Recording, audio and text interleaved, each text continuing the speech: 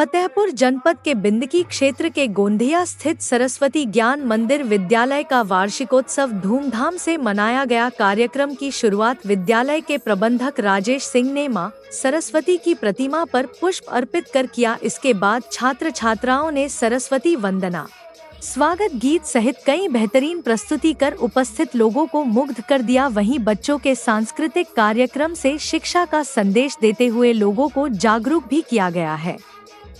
कार्यक्रम में मुख्य अतिथि के रूप में इंडियन रिफॉर्म्स ऑर्गेनाइजेशन (IRO) के राष्ट्रीय अध्यक्ष एवं युवा नेता गगन यादव तथा अति विशिष्ट अतिथि के रूप में साइबर जर्नलिस्ट एसोसिएशन (CJ) के राष्ट्रीय महासचिव एवं firebrand media leader Shibu Khan के साथ ही साइबर जर्नलिस्ट एसोसिएशन के प्रदेश अध्यक्ष शहनशाह आब्दी, उत्तराखंड प्रभारी पारुल सिंह, प्रयागराज मंडल चेयरमैन सलाहकार समिति इसरार अहमद मुमताज, जिलाध्यक्ष त्रिभुवन सिंह, जिला महासचिव शारिब धमर अजमी, जिला उपाध्यक्ष सोनू वर्मा, जिला सचिव धीर सिंह यादव, सदस्य पंकज सक्सेना तथा पूर्व जिला पंचायत अध्यक्ष रमेश यादव, चौधरी राजेश यादव, वीरेंद्र यादव ग्राम प्रधान, जिला पंचायत प्रतिनिधि सिजौली गणेश वर्मा, शिव सिंह यादव पूर्व प्रधान, नीरज साहू कानपुर, धर्मेंद्र वर्मा विधि हॉस्पिटल अमौली सहित कई अन्य लोग बतौर विशिष्ट अतिथि उपस्थित हुए। एवं उनके बड़े भाई और इस विद्यालय के प्रबंधक राजेश यादव। इस विद्यालय में आने का सौभाग्य प्राप्त हुआ। जब रास्ते से आ रहा था तो देखा कितने बीहड़ क्षेत्र में ये विद्यालय आपने बसाया है। मैं उन लोगों को नमन करता हूं, सलाम करता हूं जिन्होंने इस क्षेत्र में, जो गोंधैया के नाम से जाना जाता है, यहाँ पे एक शिक्षा का मंदिर चलाने का काम किया है। मैं तमाम शिक्षक और अभिभावकों का अभिनंदन, स्वागत, वंदन करता हूं। मैं शिबू खान, एक संगठन चलता है साइबर जर्नलिस्ट एसोसिएशन, मैं उसका राष्ट्रीय महासचिव हूं। अभी कुछ देर पहले बच्चों ने एक छोटी सी प्रस्तुति पेश की जिसमें हमें बताया गया कि सोशल मीडिया के जब हम दायरे में घिर जाते हैं तो उससे नुकसान क्या होता है। लेकिन हर चीज का नुकसान होता है तो कहीं ना कहीं उसका फायदा भी होता है। तो मैं चाहता हूं कि आप निगेटिविटी, नकारात्मकता को छोड़िए, सकारात्मकता पर ध्यान देना होगा। बीते वर्षों में हम लोगों ने देश में एक पैंडेमिक, जिसे महामारी कहते हैं, कोरोना महामारी देखी है। इस कोरोना ने हमें बहुत कुछ सिखाया है। कोरोना के दौरान में अपनों ने अपनों को जाते हुए भी देखा है, अपनों ने अपनों को तोड़ते हुए भी देखा है, लेकिन शायद ही किसी ने उस कोरोना महामारी से बहुत कुछ सीखा नहीं होगा। उस कोरोना ने हमें सिखाया है कि इस भीड़ की दुनिया में, इस भाग दौड़ की दुनिया में, इस पेट भरने की दुनिया में हम अपनों से बात करना छोड़ देते हैं। बहुत से ऐसे यार दोस्त मित्र हैं जो अपने माता पिता से महीनों हो जाते हैं, बात नहीं करते हैं। अपने बीवी बच्चों से अरसा बीत जाता, 2, 4, 10 दिन बीत जाते हैं, बात नहीं करते हैं। मैं ऐसे परिवार के सदस्यों से पुनः आग्रह और निवेदन करता हूं कि कोरोना महामारी ने जो संदेश हमें दिया, या यूं कहें ईश्वर ने हमें जो संदेश दिया कि अपनों से दूरियां ना बनाएं, हमको अपनों से मिल के रहना है समय समय में। जैसे मैं भी 2 बेटियों और 1 बेटे का बाप हूं, तो मुझे चाहिए कि अपने बच्चों को सुबह समय देना चाहिए। शाम में देर में आता हूं तो सुबह समय जरूर दें। अपने पत्नी को, बहन भाइयों को, माता पिता को, जिसके घर में अगर उनके बाप दादा भी जिंदा है, उस समय रहते हुए भी हमको उनसे भी समय देना पड़ेगा। क्योंकि दुनिया में पैसा तो कमाया जा सकता है, दौलत तो कमाई जा सकती है, यार दोस्त बनाए जा सकते हैं, लेकिन समय का सदुपयोग हर समय नहीं किया जा सकता है। तो उस महामारी लेना चाहिए, हमको अपने परिवार और परिवारजनों को समय देना चाहिए। अभी जो बच्चों ने सोशल मीडिया की बात उठाई है, फेसबुक का दौर है, व्हाट्सएप का दौर है, इंस्टाग्राम का दौर है, गूगल बाबा का दौर है, लेकिन उससे बड़ा दौर हमारे हमारे माता पिता का भी दौर है, हमारे शिक्षकों का भी दौर है। हमें सब कुछ सोशल मीडिया नेट पे डिपेंडेंट आश्रित नहीं होना चाहिए। हमको चाहिए कि अपने परिवार के बीच, अपने गुरुजनों के बीच, अपने इष्ट मित्र रिश्तेदारों भगवान के नाम पर भी हमको समय देना चाहिए, क्योंकि हम मानते हैं निश्चित तौर से आने वाला दौर सोशल मीडिया का दौर है, आने वाला दौर साइबर का दौर है, लेकिन मानवता का दौर हमेशा रहा है और आजीवन रहेगा। ऐसे में हमारी सबसे बड़ी सोच ये होनी चाहिए, हम जिस परिवेश में रहते हैं, जिस देश में रहते हैं, जिस क्षेत्र में रहते हैं, हमको वहां के परिवेश के हिसाब से अपने आप को ढालना चाहिए। सोशल मीडिया के न्यूज एंकर्स को देख के, क्योंकि मेरा ताल्लुक एक न्यूज चैनल से है, मैं न्यूज एंकर हूं, आपका ताल्लुक जरूरी है कि आप टीवी के उस पार क्या हो रहा है उससे ध्यान रखना चाहिए, लेकिन हमारे घर में क्या हो रहा है, हमारे समाज में क्या हो रहा है, हमारे देश में क्या हो रहा है, इस पे भी हमको ध्यान देना होगा। आज ये विद्यालय एक नई गाथा लिखने को तैयार है। भारत देश में जब देश के भविष्य की परिपाटी तय होगी तो इस देश से निश्चित तौर से इस विद्यालय के बच्चे भी आने वाले समय में IAS IPS बनने की तैयारी करते होंगे। तब पहले यादव जैसे और राजेश भाई जैसे लोग आपके उस मुहिम में नजर आते हुए दिखेंगे। मेरे पास हालांकि शिक्षकों के नाम तो नहीं है, लेकिन यहाँ पर जो भी स्टाफ है, आप निश्चित तौर से KG, LKG, UKG को पढ़ा रहे हैं या जूनियर हाई स्कूल को पढ़ा रहे हैं, लेकिन लक्ष्य का निर्धारण जरूर होना चाहिए। लक्ष्य उसे कहते हैं कि हमारी शिक्षा की प्रणाली कहां पे समापन होनी चाहिए। वैसे धर्मशास्त्र कहते हैं कि सीखने की कोई उम्र नहीं होती है। मैं मुस्लिम समाज से आता हूं, मुस्लिम में एक कोट करा गया है, शिक्षा वो चीज है कि हमको पैदा होने से लेके और कब्रिस्तान तक जाने तक में सीखते रहना चाहिए। कभी बच्चों इस बात का घमंड न करना कि मुझे 2 का पढ़ाना तो आता है तो मैडम मुझे क्या पढ़ा रही है। कभी ये ना सोचना कि मुझे ABCD आ रही है तो मुझे सर पढ़ा रहे हैं तो मुझे पढ़ने की जरूरत नहीं है। निश्चित तौर से तुमको देश का कर्णधार बनना है। तुम्हारे ही बीच में इस गोदैया जमीन से एक दिन निश्चित तौर से IAS IPS IRS भी बनेगा, जो तुम्हारे माँ बाप के साथ ही साथ इस सरस्वती ज्ञान मंदिर का भी नाम ऊंचा करेगा।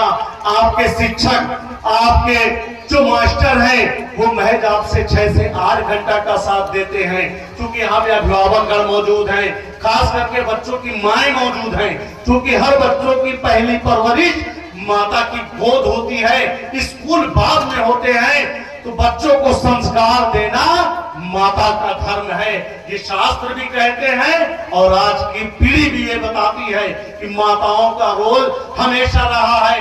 किसी भी धर्म शास्त्र को उठाइए, चाहे वो वैदिक शास्त्र हो, चाहे पुरातन शास्त्र हो, हर दौर में, हर समय में ईश्वर पैदा हुआ है तो माताओं की ही कोख से पैदा हुआ है। आज ये बच्चे ना जाने कल कौन सा इतिहास रचेंगे, आज ये बच्चे ना जाने कल क्या बनेंगे, इसमें सबसे बड़ी भूमिका माताओं बहनों की होगी। तो आज आप इस विद्यालय से इस बात को प्रण करके जाइए कि 6 से 8 घंटा का अध्ययन समय स्कूल में होता है, 16 से 18 घंटे का समय बच्चा आपके पास होता है। बच्चों की परवरिश की जिम्मेदारी स्कूल से ज्यादा गार्जियन की होती है, गार्जियन से ज्यादा स्कूल की तब होती है जब विद्यालय में होता है। गोल और एम निश्चित करें, हर बच्चे को अपने आप में IAS IPS PPS PCS बनने की लड़क होनी चाहिए। पुनः निवेदन है माता और बहनों से, पहली जनक और पहली शिक्षा की अग्रणी आप हैं, आप अपने बच्चों पर ध्यान दीजिए। बेटा आपका है, मास्टर साहब का नहीं है, बच्चा आपका है, स्कूल के प्रबंधक का नहीं है। जो पद आपको होगा वो स्कूल के विद्यालय वालों को नहीं हो सकता। तो माताओं बहनों से भी यही निवेदन है, बच्चे देश के कर्णधार हैं, इनको भी आने वाले समय में IAS IPS होते हुए देखिए, ताकि इसको भैया के जमीन पे देश का नाम रोशन करने वाले मिले। पुनः आप सभी का बहुत बहुत धन्यवाद और माताओं बहनों का मैं आभार प्रकट करता हूं कि आपने इस ग्रामीण क्षेत्र में, चूंकि महिलाएं आती नहीं है, लेकिन आप लोगों को देख के बड़ी खुशी हुई है कि आपने इस वार्षिकोत्सव में शामिल होकर विद्यालय के कार्यक्रम को सफल बनाया है। सभी आयोजकों का मैं पुनः आभार व्यक्त करता हूं। जय हिंद, जय भारत, जय मीडिया समाज। होना चाहिए कि देश का राष्ट्रपति कौन है। अफसोस होता है बड़े बड़े विद्यालय, बड़े बड़े कॉलेज में बच्चे पढ़ते हैं, लेकिन उनको अपने क्षेत्र के जिला पंचायत सदस्य का नाम नहीं मालूम होता है, जबकि वो देश के जनप्रतिनिधित्व अधिनियम के तहत वो चुने जाते हैं। तो बच्चों को सामान्य ज्ञान, जिसे जनरल नॉलेज कहते हैं, जरूर दीजिए। पहले के जो बुजुर्ग होते थे, बच्चों से फुटकर पहाड़ा सुनते थे, कई नवैया 36 होता है। ऐसे चीजों को भी मैं चाहूंगा आपके, क्योंकि इंग्लिश मीडियम का दौर है, लेकिन हर मीडियम में हमको अपने धर्म शास्त्र का ध्यान जरूरी होना चाहिए। मैं बच्चों की अभी जो प्रस्तुति हुई है सोशल मीडिया से, मैं पूरी तरीके से इस बात से सहमत हूं कि सोशल मीडिया ने हमको इस तरीके से घेर लिया है। आने वाले समय में यदि माताएं बहनें अपने बच्चों पे लगाम नहीं लगाएंगी, हर घर में बच्चा कोई माइग्रेन का मरीज हो जाएगा, तो कोई हार्ट का मरीज हो जाएगा। क्योंकि जब मोबाइल चलाते हैं उससे कहीं ना कहीं बात होती है, तो कोई ना कोई किरण आती है जिसे करंट लगता है। शुद्ध भाषा में कहीं ना कहीं बच्चों के हार्ट बीट पे, धड़कन पे असर डालता है। कहीं ना कहीं आज की डेट में अधिकांश आप देखते होंगे कि बच्चा परेशान है, कभी सर दर्द से परेशान है, कभी आंखों में दर्द से परेशान है। 6 साल का बच्चा है, उसको भी चश्मे लगते हैं। मैं अभी कानपुर में था, 7 साल का बच्चा आया जो शुगर का मरीज था, और शुगर इतनी थी कि आम आदमी होता तो मर जाता। 500 प्लस उसकी शुगर थी, 500 प्लस। वजह जब उसकी माता से पूछा, बोलते भैया बिना मोबाइल के रहता नहीं है बच्चा, छीन लो तो रोता है। तो माताएं बहनों से जरूर इस बात की गुजारिश, सिफारिश है मेरी कि बच्चों को लत डालिए, लेकिन मोबाइल की नहीं डालिए। आप लोरियां सुनाइए, आप लोकगीत, लोक कथाएं सुनाइए, समय समय पे खेल कूद करवाइए, एक्टिविटीज कराइए। मोबाइल दीजिए मात्र 15-20 मिनट को देके बच्चों के आंख को आराम करने जरूर दीजिए। आज इस बात की नसीहत मैं आपको देके जा रहा हूं। कार्यक्रम का चूंकि मुख्य अतिथि महोदय अभी रास्ते में फंसे हुए हैं, जाम के हाल बहुत बुरे हैं, हम लोग खुद फंसे हुए थे। प्रयागराज का दौर है, कुंभ में लोग जाने वालों की इतनी भीड़ है कि रास्ते से चलना बड़ा मुश्किल है। शायद उसी में हमारे मुख्य अतिथि महोदय भी फंसे हुए होंगे। 15-20 मिनट में आने की सूचना मिली हुई है। तो छोटे बच्चों, मैं आपसे बस ये चाहूंगा, हर बच्चा अपने आप को माने मुझे एक दिन डीएम साहब बनना है। हर बच्चा अपने आप को माने मुझे एसपी यानी कप्तान साहब बनना है। और आपका निर्धारण सोच आपको अपने आप से करना है। जो शिक्षक और शिक्षिकाएं हैं, मैं पुनः आप सभी से निवेदन करूंगा, हर बच्चे को आईएएस बनाने की तैयारी करिए। बाकी उसका मुकद्दर छोड़ दीजिए, वो आईएएस बनता है या नहीं बनता है। यदि आईएएस आईपीएस नहीं भी बनता है, यदि अच्छी पढ़ाई, अच्छी शिक्षा पाता है, निश्चित तौर से वो एक सभ्य नागरिक बनेगा। और जिस दिन आपका बच्चा सभ्य नागरिक बन गया, तो निश्चित तौर से भारत देश के साथ ही साथ अपने माँ बाप का, अपने विद्यालय का, अपने जनपद और क्षेत्र का भी नाम बुलंदियों पे ले जाएगा। यही निवेदन है शिक्षकों से, माताओं बहनों से। शिक्षा के मंदिर में कभी भी कोई ऊंच नीच बात हो जाए, कोई मास्टर, वैसे आज की दौर में कोई किसी को मारता नहीं है। जब से बच्चे मारे नहीं जा रहे, जब से बच्चे हमको लगता है बिगड़ से नहीं, पहले मारे जाते थे, बिगड़ते नहीं थे। लेकिन मारपीट अच्छी चीज नहीं है। यदि किसी बच्चे को किसी मास्टर ने किसी वजह से अगर दंडित कर दिया, माताएं बहनें, आप लोग उसकी शिकायत उस तरीके से न करिए कि उसका परिणाम दूसरा हो। अभी एक जगह हुसैनगंज का ही मामला है, एक बच्चे ने थोड़ी शरारत कर दी, अध्यापकों ने इतना मारा कि उसका सर फट गया। तो शालीनता बरतिए, क्योंकि ये देश के कर्णधार हैं। ये कर्णधार निश्चित तौर से इस माटी के लाल कहे जाने वाले हैं। और देश का भविष्य निश्चित इन्हीं छोटे छोटे बच्चों में, इन्हीं बच्चों से निकल करके गोंधैया की जमीन को एक दिन रोशन करेंगे। मेरा यह विश्वास है। छोटे भाई शैलेंद्र की मेहनत देखते हुए मैं इतना विश्वास दिलाता हूं।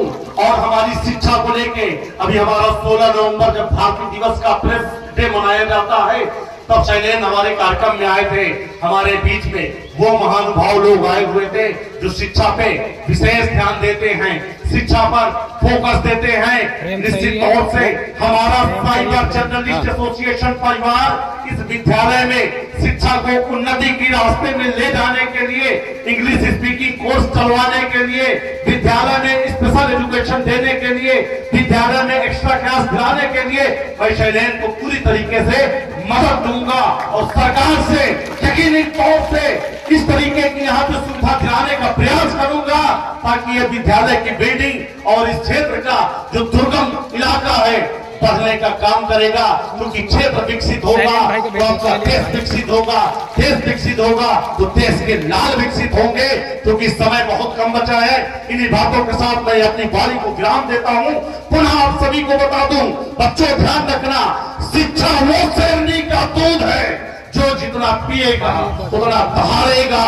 भारत में संविधान निर्माता डॉक्टर भीमराव अंबेडकर ने संविधान लिख करके माताओं को, बहनों को, बच्चों को, दलितों को, बैकवर्डों को, हर धर्म, हर जाति, हर समुदाय को वो शिक्षा देने का काम किया है। जो आज हम वोट डालते हैं तो उसी की देन है, जो आज हम राशन कार्ड बनवाते हैं तो उसी की देन है।